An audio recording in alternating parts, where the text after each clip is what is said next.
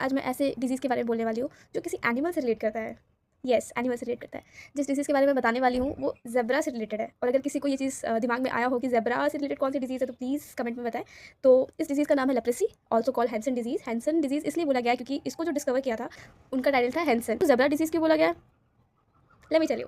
Zebra disease इसलिए बोला गया क्योंकि ज़ेब्रा की स्किन कैसी होती है? ब्लैक वाइट, ठीक है? ऐसा पेशेंट में ज़्यादा प्रोमिनेंट नहीं दिखता, पेशेंट में ये दिखता है हाइपर पिगमेंटेशन एंड हाइपोपिगमेंटेशन, फिर हाइपर पिगमेंटेशन, फिर hypopigmentation.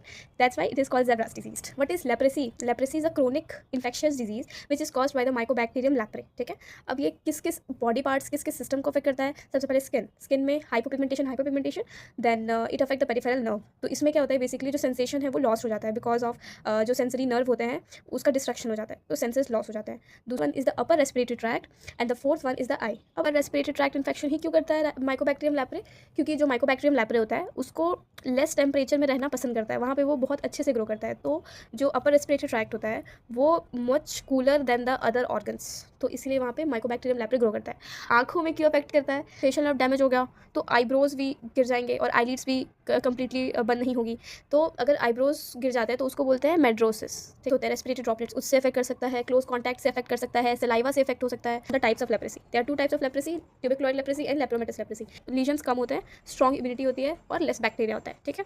But in lepromatous leprosy there is many lesions is present, less immunity और low immunity and more bacterias are present. Lepromatous leprosy there is a facial deformity and the face is look like lion like face. Patient आपके पास आके क्या बोलेगा? Patient को तो सबसे पहले ये कंप्लेन होगी हाइपोपिगमेंटेशन, हाइपरपिगमेंटेशन की, ठीक है? उसके बाद अपर रेस्पिरेटरी ट्रैक्ट इन्फेक्शन कर रहा है तो क्या होगा? स्टफ्ड नोज होगा, एपिस्टेक्सिस होगा, ये सारे सिम्टम्स। और पेरिफेरल नर्व इन्वॉल्व है तो क्या होगा कि सेंसेशंस खत्म हो जाएंगे, इसको कोई सेंसेशन फील नहीं होगा। तो डायग्नोस करने के लिए क्या करें? डायग्नोस करने के लिए स्किन स्मीयर टेस्ट कर सकते हैं, स्किन बायोप्सी कर सकते हैं और क्लिनिकल एग्जामिनेशन कर सकते हैं to check the sensation. This is all about the zebras disease. So bye.